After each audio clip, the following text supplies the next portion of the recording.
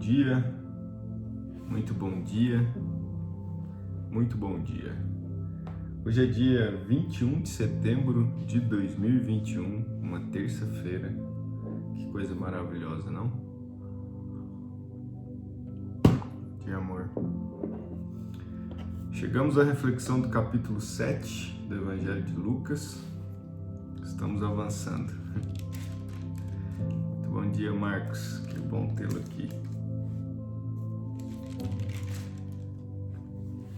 Bom, ontem nós finalizamos a reflexão do capítulo 6 e hoje nós iremos iniciar a reflexão sobre o capítulo 7 do Evangelho de Lucas. Como eu disse, o Evangelho de Lucas ele é muito denso em informações, né? Cada capítulo é rico em detalhes, o que nos possibilita fazer uma contemplação muito mais profunda, né?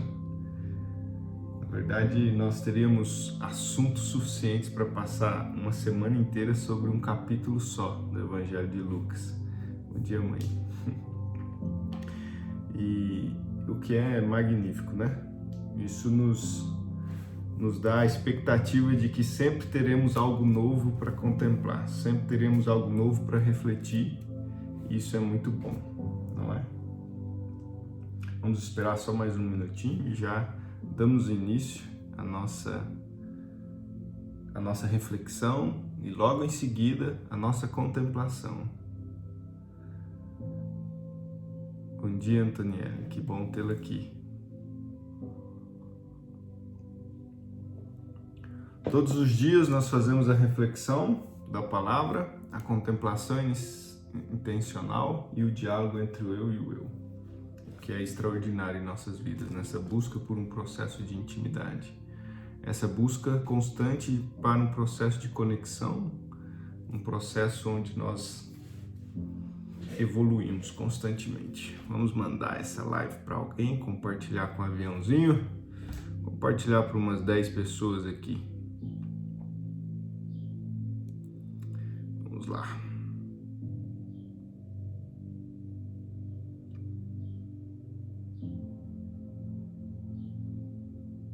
Pronto. Foi. Bom, vamos dar início à nossa reflexão do capítulo 7. O capítulo 7 nos traz a possibilidade de refletir sobre... Só um minutinho, deixa eu tirar aqui para não cair. Pronto. O evangelista nos traz neste capítulo a passagem do centurião, aquele que pede para que alguém vai até Jesus chamá-lo para curar o seu servo. Nós temos Jesus ressuscitando dos mortos, um filho de uma senhora, viúva, mãe daquele único filho, e Jesus, em compaixão, tira-o da morte. Nós temos a dúvida de João Batista, que pede para que seus discípulos vão até Jesus perguntar se ele é mesmo aquele que foi enviado.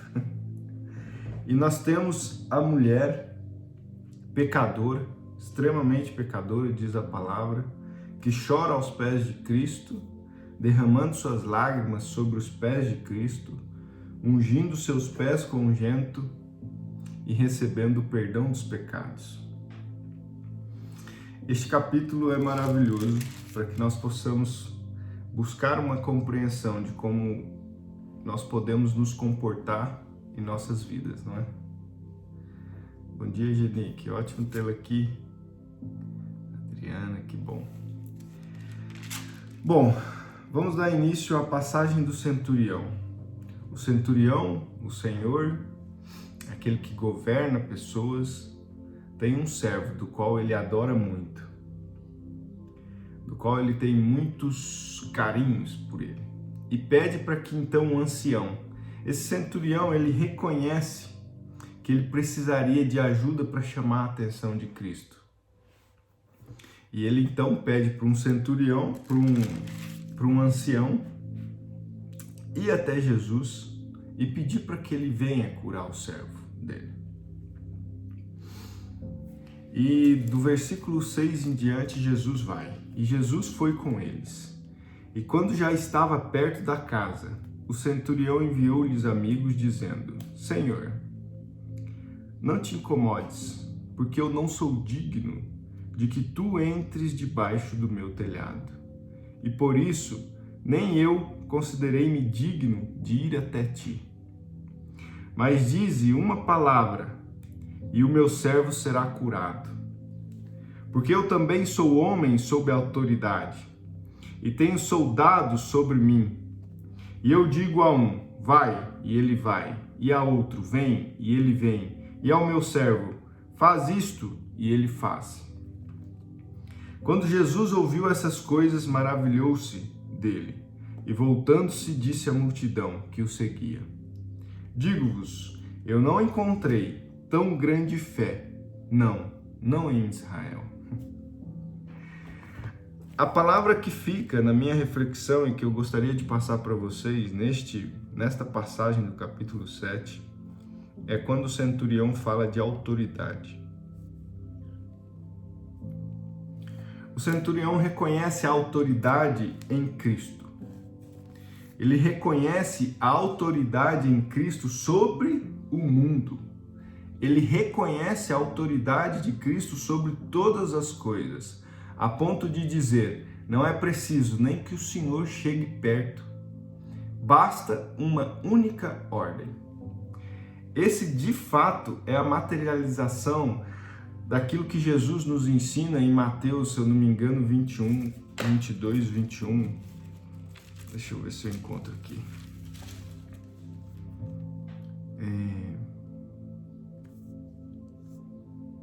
Bom, eu não encontrei aqui.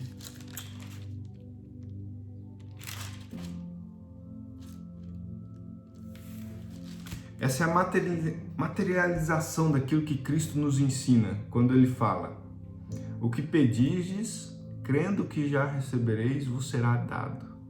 Aquele centurião sabe da autoridade de Cristo e ele diz: nem é preciso entrar aqui. Eu não sou digno de que entreis em minha morada, mas dizei uma só palavra e sereis salvo. O que isso representa para você? Nós sabemos e temos a compreensão do quão forte é Cristo, da autoridade que ele exerce porque ele é Deus. Ponto final. Acho que nenhum de nós temos dúvidas sobre isso.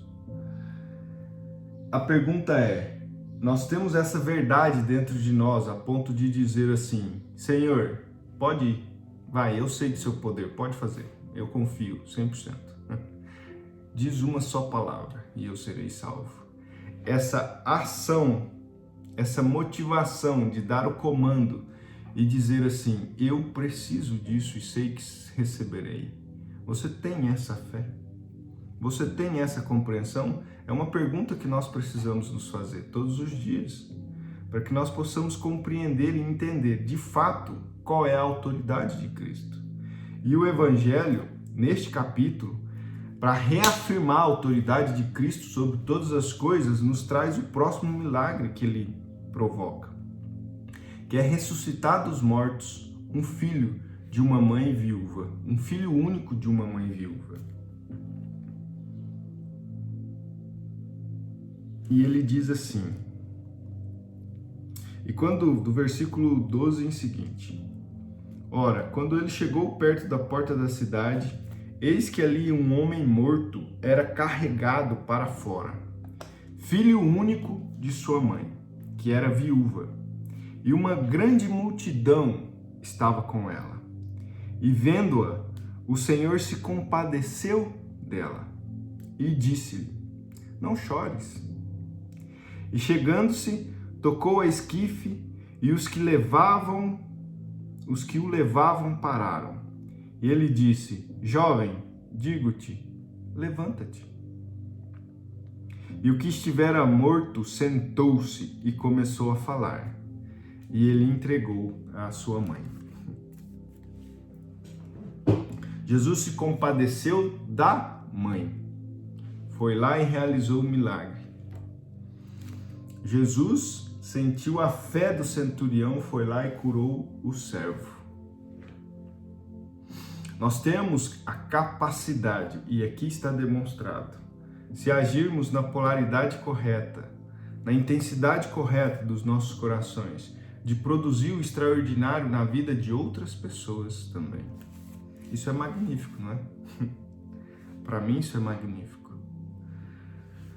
Mas nos exige uma disposição intencional do nosso coração, algo condizente com aquilo que Ele busca em nós. Uma verdade que emana constantemente. E o que nós precisamos fazer não é achar esta verdade. Não é achar. É deixar ela provocar o que deve provocar em você, porque ela já está aí dentro. Nós somos a imagem e semelhança dele. Não somos? Foi o próprio Deus que nos disse isso. A fonte primária da nossa energia emana da onde? Pensa nisso. A fonte primária da nossa energia emana da onde? Dele. Então nós só precisamos tirar os bloqueios e realmente sentir aquilo que já é verdade em nós. Isso é maravilhoso. Logo em seguida, depois desse milagre de ressuscitar dos mortos, aquele filho, Jesus recebe a visita de 2 discípulos de João Batista, trazendo dúvidas, perguntando: és tu aquele que deveria vir ou devemos aguardar outro? Isso aqui é muito perturbador, porque João Batista batizou a Cristo. Por que ele teve dúvida? Isso é um mistério que precisa ser descoberto. Mas Cristo, ouvindo isso, curou mais. A palavra diz assim: e na mesma hora, no versículo 21, e na mesma hora, ele curou a muitos de suas enfermidades, e males, e espíritos malignos, e muitos que eram cegos, ele deu visão.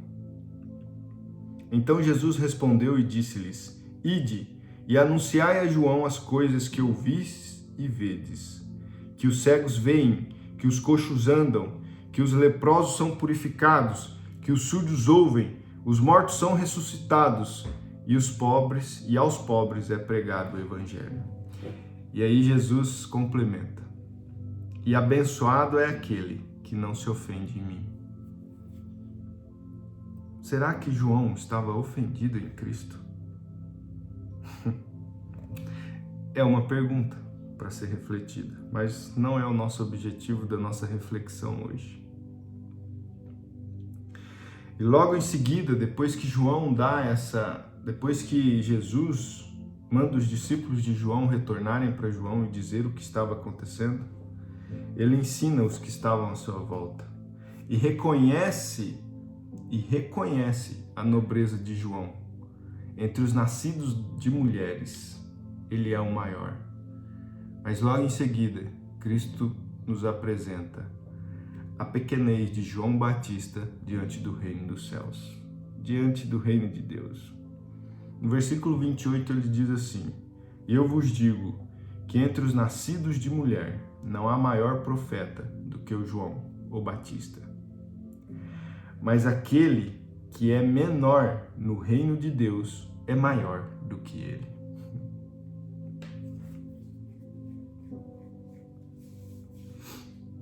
Isso nos mostra a grandeza que nós temos perante a ele, não é?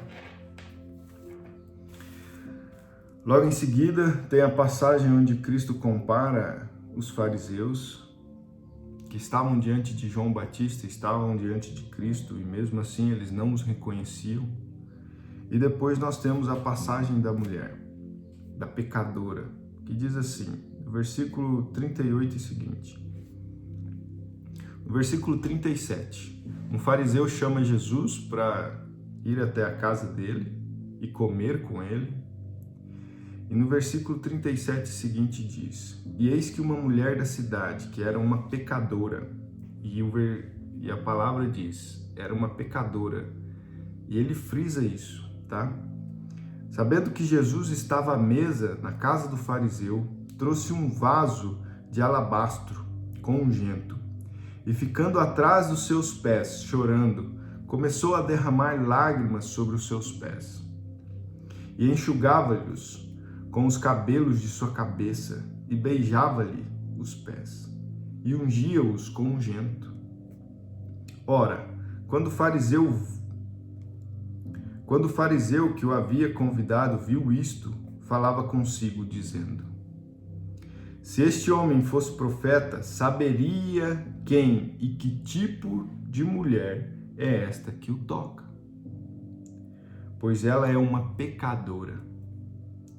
E respondendo Jesus, disse-lhes: Simão, eu tenho algo a te dizer. E ele disse: Mestre, diga. Havia um certo credor que tinha 2 devedores. Um lhe devia 500 denários e outro 50. E não tendo eles com o que pagar, perdoou ambos. Diz, pois, qual deles o amará mais? Jesus faz uma pergunta para Pedro. Qual deles o amará mais? E Simão respondendo disse-lhes: eu suponho que é aquele quem mais perdoou. E ele disse: tu julgastes corretamente. E voltando-se para a mulher, disse a Simão: vê tu esta mulher? Eu entrei em tua casa e não me deste água para os pés, mas esta derramou lágrimas sobre os meus pés e os enxugou com os seus cabelos de sua cabeça. Tu não me beijastes, mas esta mulher, desde que entrou, não parou de beijar os meus pés. Tu não ungistes a minha cabeça com óleo, mas esta mulher com unguento ungiu os meus pés. Por isso eu te digo, os pecados dela são muitos. Lhes são perdoados, porque ela muito amou. Mas a quem pouco é perdoado, pouco ama. E disse-lhe: os teus pecados são perdoados. A tua fé salvou, vai em paz. O mais impressionante dessa passagem é o que a lógica que Jesus nos explica, reafirmando a lógica do capítulo anterior. A quem muito ama é muito perdoado. A quem pouco ama é pouco perdoado.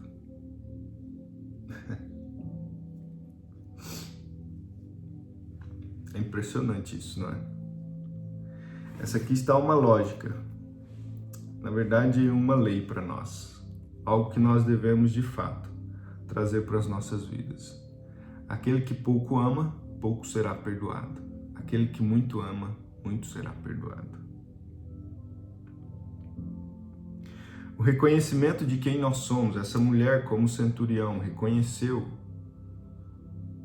os seus pecados e reconheceu a autoridade de Cristo. Nós precisamos, como essa mulher pecadora e como esse centurião, reconhecer a autoridade de Cristo em nossas vidas. Reconhecer que temos a autoridade de chegar perto dele e solicitar aquilo que desejamos. Mas é preciso uma intenção genuína. É preciso reconhecer aquilo que nos é natural. Reconhecer aquilo que nos é dado desde a nossa constituição em espírito. Que nós somos a imagem e semelhança. Que nós temos a capacidade de, em autoridade com ele, exercer aquilo que desejamos em nossas vidas. Mas existem regras que nos é dada. Existem lógicas que nos é ensinada. Existem leis que devemos respeitar e seguir. Existem situações que não podemos deixar de lado. Por exemplo, a questão da polaridade, da energia que emana de nós, do que nos é constituído desde a nossa existência, antes da fundação desse mundo. Nós somos ligados a ele.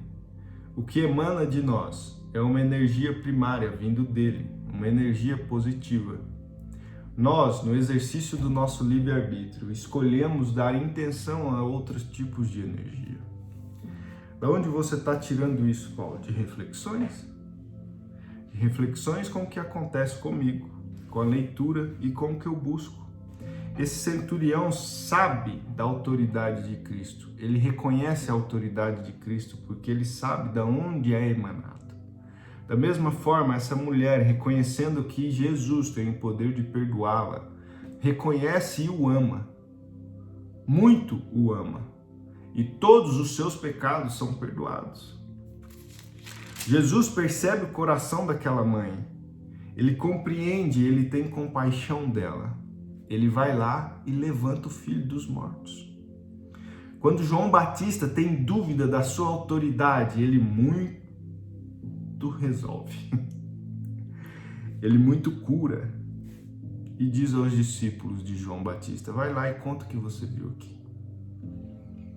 E não existe ninguém neste reino maior do que o menor do reino de Deus. E ao final deste capítulo ele nos ensina: quem muito quer o perdão, muito ama. Quem pouco ama, pouco perdão terá. E finaliza no versículo 50, dizendo: e ele disse à mulher: a tua fé te salvou, vai em paz. Qual é, portanto, o ensinamento que nós devemos trazer deste capítulo? Qual é a reflexão que eu obtive deste capítulo? O reconhecimento claro da autoridade de Cristo e mais, da autoridade que nos foi dada de chamá-lo para resolver os problemas que nós temos. Mas nós precisamos ter uma aproximação, uma conexão sincera. E essa conexão sincera é reconhecer a nossa posição e reconhecer que nós temos a possibilidade de nos ligar a Ele através daquilo que nos é primário, da nossa Constituição. Porque Ele nos diz, no capítulo 17 de João, que nós somos um com Ele, assim como Ele é um com o Pai. E nós precisamos trazer essa verdade dentro de nós, para que então nós possamos compreender que toda energia diferente daquilo que nos é existencial precisa ser alterado dentro de nós. E nós precisamos trazer essas verdades que estão expostas aqui para dentro de nós. E reconhecemos que todas as coisas cooperam para o bem daqueles que amam a Deus e são chamados segundo o seu propósito. E todos os momentos que nós estivermos em processo de reflexão, em processo de foco em algo negativo, nós precisamos parar e entender o processo. Precisamos compreender. Precisamos ter a capacidade de voltar alguns passos da nossa existência e perceber de onde foi que nós surgimos. Para que então você reconheça que esse pensamento que está ocultando aquela energia que é fonte primária da sua existência, que lhe coloca em polaridade de atração a Cristo, tem que ser afastada. E para você afastar essa polaridade que nos está criando uma cortina que não nos possibilita ver quem nós verdadeiramente somos e o que nós podemos fazer, nós precisamos voltar à motivação inicial de nossa existência. Parece um pouco profundo, mas não é. É que eu não estou encontrando as palavras corretas para passar para vocês. Vou refletir mais um pouco e depois eu compartilho com vocês essas reflexões. Desde sábado eu venho passando por um processo profundo de bloqueio. Inclusive eu agradeço muito, Marcos, a sua ligação ontem, foi maravilhosa. E a busca por essa compreensão, a busca por entender, porque eu não arredo o pé. Eu não vou dar passos para trás. E quando nós decidimos isso em nossas vidas, só existe caminhar para frente. E nós precisamos compreender, porque é inadmissível continuar caminhando com uma névoa que nos impede de ver. Então você tem que reconhecer, buscar Buscar compreender, porque essa névoa que acabou de aparecer em sua frente, ela está lhe mostrando que você precisa ver algo que você não está vendo. Reconhecer algo que você não está reconhecendo. Então você tem que calar a boca dessa mente e buscar a resposta. Buscar a resposta. E a resposta não está fora. A resposta está dentro de você. Porque você é constituído à imagem e semelhança dele. Dentro de você emana a fonte primária de todas as coisas. Dentro de você emana a energia que te faz um com Cristo. Nossa. E aí quando você passa a perceber, quando você passa a ter essas compreensões, então você está pronto para dar mais um próximo passo. E calma lá. Virão outras tormentas, outros processos. E que venham inúmeros processos para que nos permitam avançar e avançar e avançar. Vamos carregar as nossas cruzes, cientes de quando ela estiver muito pesada, apoie ela, recarregue a energia e levanta de novo. E vamos que vamos, não é? Com base nessa interpretação que nós fizemos hoje do capítulo 7, eu quero propor a vocês que estão conosco esse tempo todo, né? Que nós possamos então fazer a contemplação hoje com uma polaridade diferente. É um desafio para que nós possamos, no momento da nossa contemplação, a hora que nós estivermos ao lado dele, nós possamos emanar a energia que é a fonte primária em nós. Vamos fazer esse exercício? Para que nós possamos iniciar uma nova fase de aprendizado. Não só de receber o perdão, não só de receber toda a paz que excede a todo entendimento, vindo dele perdoar os nossos pecados e nos dar força, mas também exercer aquilo que nos foi proposto desde a nossa existência, que nós sejamos luz no mundo, sal na terra. Isso nos exige uma emanação de energia positiva, que nós podemos fazer isso a nível de constituição daquilo que nós desejamos em nossas vidas. Nós podemos participar da criação de todas as coisas que nós vivemos. Para isso nós precisamos compreender de onde viemos, para onde vamos, qual é o objetivo da nossa vida, o que nós podemos fazer em conexão com ele.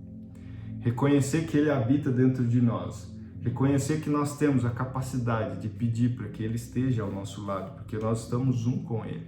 É reconhecer que nós também podemos fazer das nossas vidas algo extraordinário e contribuir para a vida das outras pessoas.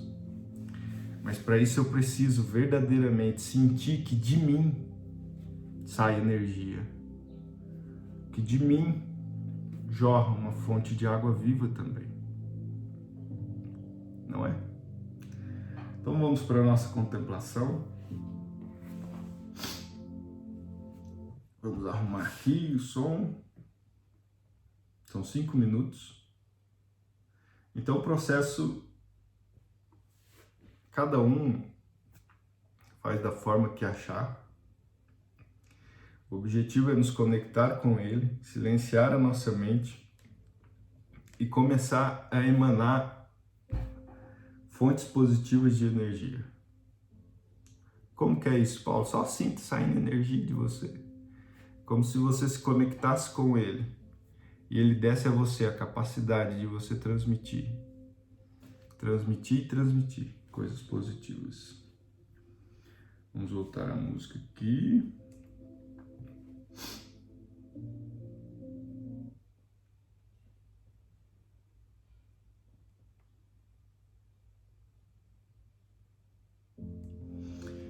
Bom, vamos lá. Feche seus olhos, respire fundo.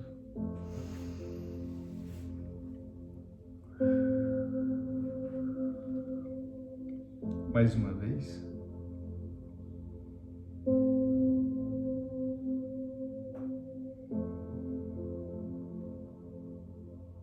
Mais uma vez.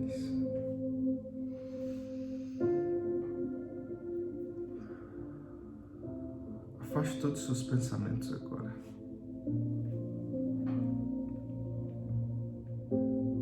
Aquiete seu coração.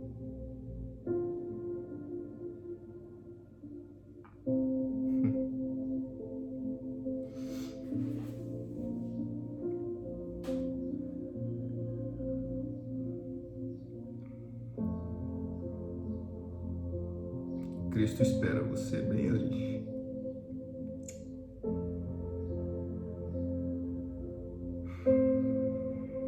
Para que você exerça ao lado dele aquilo para o qual você foi criado.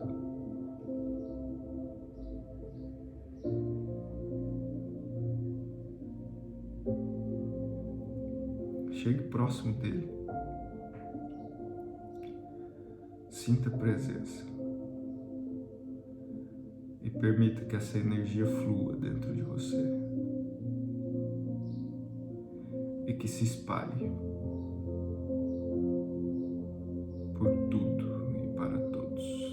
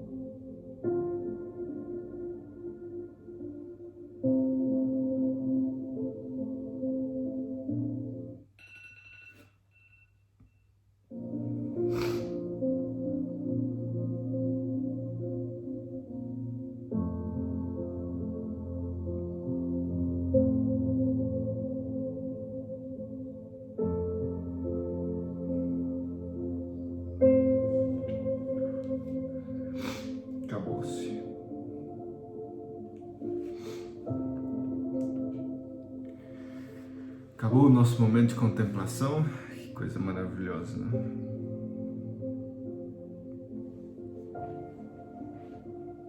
Eita.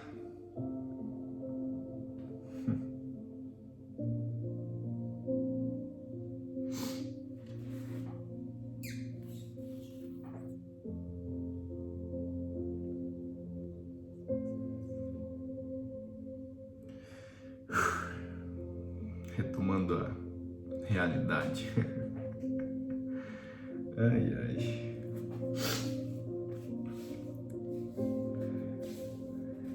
Ai, ai.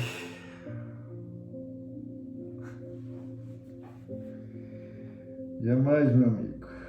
Jamais. Jamais. Isso não tem possibilidade de acontecer.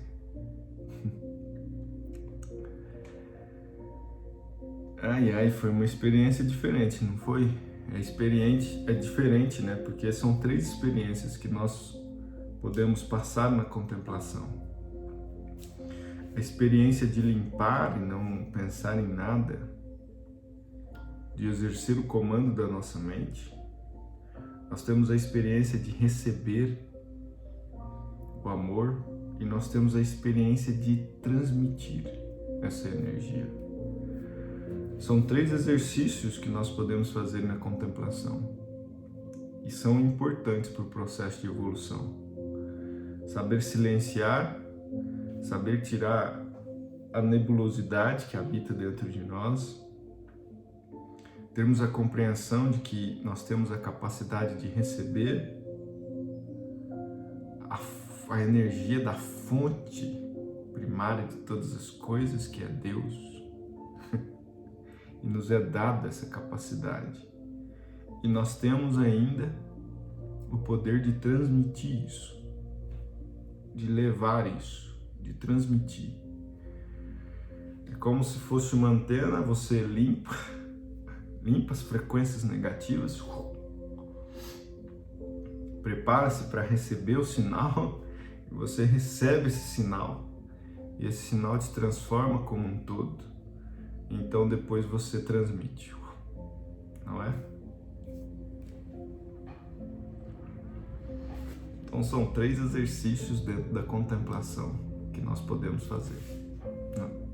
Nós temos que ter essa consciência. O dia que tiver muito nebuloso e você não conseguir estabelecer uma conexão, cale a boca. Pronto, aí você vai receber. E o mais impressionante que é quando você passa a transmitir, aí algo muda, de verdade. Algo se transforma. Com certeza cada um de vocês tem a experiência e tem a vivência disso, não é? Bom, chegamos ao final da nossa live de terça-feira. Que maravilha, que honra tê-los aqui. Que nós possamos continuar essa busca por elevação, essa busca por uma nova consciência todos os dias. Amanhã, no mesmo horário, iremos voltar com a reflexão do capítulo 8 do Evangelho de Lucas, tá? Novamente iremos fazer o exercício da contemplação e vamos seguindo. Não é? Bom, que Deus abençoe todos vocês. Agora vai lá para o próximo exercício, que é o diálogo. Não pode deixar de fazer o diálogo. O diálogo nos ensina muito. É através do diálogo que nós passamos a trazer isso como algo mais forte ainda para dentro de nós. Tá? São só 5 perguntas. 5 perguntas e 5 respostas. Que pena, Neide. Vai ficar gravado aqui, tá? Vou deixar aqui disponível.